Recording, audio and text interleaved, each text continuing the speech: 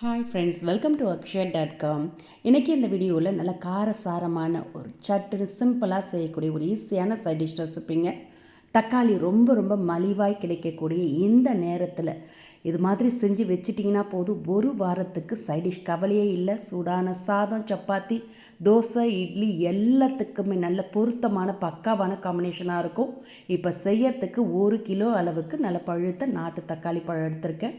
அதை நல்லா தண்ணியில் அலசி துணியால் தொடச்சி எடுத்துக்கங்க. ஈரம் இல்லாத அளவுக்கு தொடச்சி எடுத்த பிறகு தக்காளியோட காம்பு பகுதியை கட் பண்ணிவிட்டு ஒரு தக்காளியை 8 பீசஸாக கட் பண்ணிக்கங்க.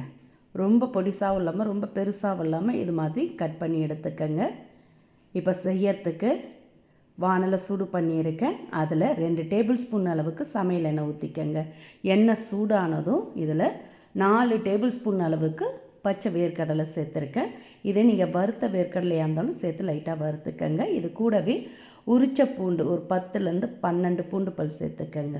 சேர்த்து வேர்க்கடலை பூண்டு நல்லா வறுபட்டு வந்ததும் இதோட 10லேருந்து 12 பச்சை மிளகாய் உடச்சி சேர்த்துக்கங்க.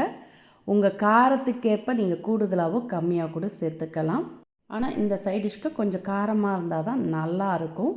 இப்போ மிளகாய் சேர்த்து நல்லா வதங்கின பிறகு இதோட 2 டேபிள் ஸ்பூன் அளவுக்கு வரமல்லி சேர்த்துக்கங்க. அதாவது கொத்தமல்லி தான் சேர்த்துருக்கேன். கூடவே 1 டேபிள் ஸ்பூன் அளவுக்கு ஜீரகம் சேர்த்துக்கங்க. 1/2 கிலோ தக்காளி பழம் சேர்க்குறீங்கன்னா 2 டேபிள் ஸ்பூன் வேர்க்கடலை சேர்த்துக்கங்க. 1 டேபிள் ஸ்பூன் வரமல்லி சேர்த்துக்கங்க.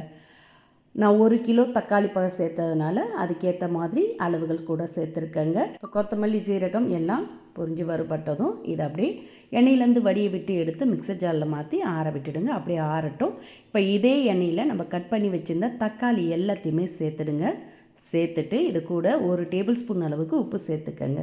கூடவே ஒரு கோலி குண்டு சைஸுக்கு புளி சேர்த்துக்கங்க. ஓடு நாரெலாம் இல்லாத அளவுக்கு பார்த்துட்டு நல்லா பிரித்து விட்டு சேர்த்து கலந்துடுங்க. உப்பு சேர்த்து நீங்கள் கலந்து விட்டிங்கன்னா சீக்கிரமாகவே வதங்கி வெந்து சாஃப்டாகிடும். மாதிரி கலந்துட்டு இப்போ அப்படியே ஒரு பிளேட் போட்டு மூடி அடுப்பை மீடியம் ஃப்ளேமில் வச்சு ஒரு 2லேருந்து 3 நிமிஷம் அப்படியே குக்காக விடுங்க. பாருங்கள், தக்காளி நல்லா வெந்து சாஃப்டாக இருக்குது. இப்போ இதோடவே 1 கப் அளவுக்கு ஃப்ரெஷ்ஷான கொத்தமல்லி தழை கட் பண்ணி சேர்த்துக்கங்க. அதாவது 1/2 கட்டு அளவுக்கு கொத்தமல்லியை கட் பண்ணி சேர்த்துருக்கேன். இந்த அளவுக்கு சேர்த்திங்கன்னா தான் சுவை கூடுதலாக இருக்கும். இப்போ சேர்த்து கலந்துட்டு இதோட 1 டீஸ்பூன் அளவுக்கு தனி மிளகாய் தூள் சேர்த்துக்கங்க. சேர்த்து அந்த சூட்லேயே கலந்து விடுங்க. கலந்துட்டு அடுப்பை ஆஃப் பண்ணி அப்படியே ஆற விட்டுடுங்க. ஆறட்டும். ஆறின பிறகு இதை அப்படியே மிக்சர் ஜாரில் மாற்றி அரைச்சி எடுத்துக்கலாம். நல்லா ஆறி வரட்டும். சூட்டோடு அரைக்காதீங்க. நல்லா ஆறின பிறகு மிக்சர் ஜாரில் மாற்றிக்கலாம்.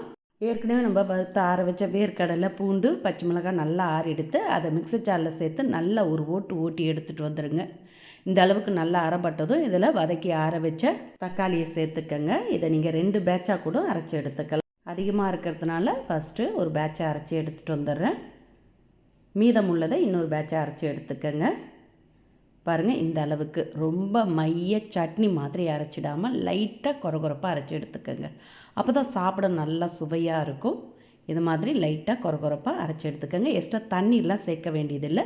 அந்த தக்காளியில் இருக்க ஈரமே கரெக்டாக இருக்கும். இப்போ தாளிக்கிறதுக்கு வானலில் 2 டேபிள் ஸ்பூன் அளவுக்கு நல்லெண்ணெய் ஊற்றிக்கங்க. எண்ணெய் சூடானதும் 1 டேபிள் ஸ்பூன் கடலைப்பருப்பு, 1 டேபிள் ஸ்பூன் உளுத்தம்பருப்பு, 1 டீஸ்பூன் அளவுக்கு கடுகு சேர்த்துக்கங்க. இப்போ பருப்பெல்லாம் செவந்து கடுகு நல்லா பொரிஞ்சதும் இதோட ஒரு 6 பூண்டு பல்ல ஒன்றும் பாதியமாக இடித்து சேர்த்துக்கங்க. ஃப்ளேவர் நல்லாயிருக்கும். கூடவே ஃப்ரெஷ்ஷான கருவேப்பிலை கொஞ்சம் சேர்த்துட்டு பூண்டோட பச்சை வாசனை போகிற அளவுக்கு கலந்துக்கங்க. கலந்துட்டு இதோட 1/4 டீஸ்பூன் பெருங்காயத்தூள், 1/4 டீஸ்பூன் மஞ்சத்தூள் சேர்த்து கலந்த பிறகு அடுப்பை லோ ஃப்ளேமில் வச்சுடுங்க.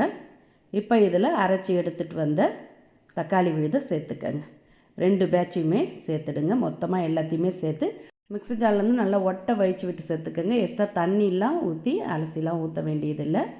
தண்ணீர் சேர்க்காமல் அந்த தக்காளியில் வேக வச்சோம்ல அதில் இருக்க ஈரத்திலே அரைச்சி இது மாதிரி சேர்த்து கலந்துட்டு இதோட 1 டீஸ்பூன் அளவுக்கு பொடிச்ச வெல்லம் சேர்த்துக்கங்க. சேர்த்து நல்லா கலந்துடுங்க. கலந்துட்டு அப்படியே மூடி வச்சு ஒரு 2 நிமிஷம் அப்படியே கொதிக்கட்டும். பாருங்கள், எண்ணெய்லாம் நல்லா பிரிஞ்சு கொஞ்சம் சுருண்டு வந்திருக்கு. இப்போ அடுப்பை ஆஃப் பண்ணிவிட்டு இதை நல்லா ஆற விட்டுடுங்க. ஆறின பிறகு இதை ஏர்டை பாட்டிலில் ஸ்டோர் பண்ணி வச்சுக்கலாம். நீங்கள் சூடான சாதத்தோட ஒரு டீஸ்பூன் சேர்த்து பிசைஞ்சு சாப்பிட்டிங்கன்னா போதும், அம்புட்டு ருசியாக இருக்குங்க. ஒரு தட்டு சோறு நொடியில் காலியாகும். இதை நீங்கள் தோசை, இட்லி, சப்பாத்தி, ஆப்பம், பூரி எல்லாத்தோடும் சேர்த்து சாப்பிட்லாங்க. அது ஈஸியான சைட் டிஷ் ரெசிபி பிடிச்சிருந்தால் லைக் பண்ணுங்கள், ஷேர் பண்ணுங்கள், மறக்காமல் நம்ம சேனலையும் சப்ஸ்கிரைப் பண்ணிவிடுங்க.